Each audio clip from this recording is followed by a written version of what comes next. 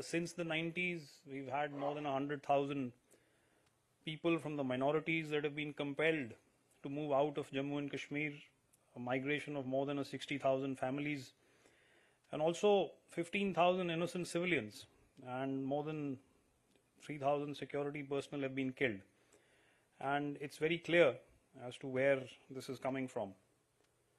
Now, why I also chose to flash in front of you the historical context is that it is not as if Operation Sindoor happened overnight. If you take your mind back to the attack on our parliament back in 2001, we'd then been compelled to carry out some kind of a mobilization on our borders.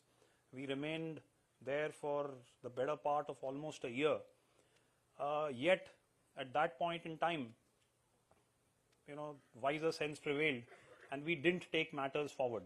If you take your mind back to 2016, where some of our security personnel were barbarically ambushed, some of their tents set on fire, we then resorted to an action which was yet in the vicinity of the line of control.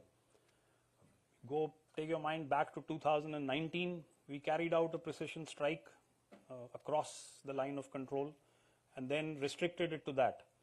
But this time, it was the intensity and the magnitude of the events that took place that we were compelled into the kind of action that you are now well familiar with.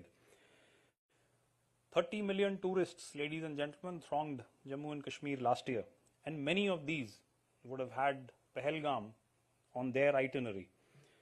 And yet, on the 22nd of April, terror came calling. And how?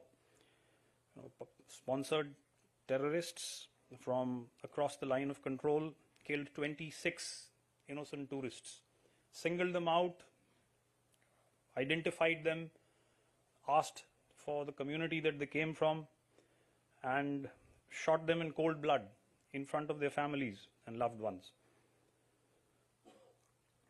There were immediate claimers. This was glory, but yet when the Kashmir Resistance Front that claimed the attack initially realized that possibly matters had gone beyond their control, immediately later withdrew. And that, of course, follows a pattern. It set into motion a process. Everybody knew that a response was inevitable.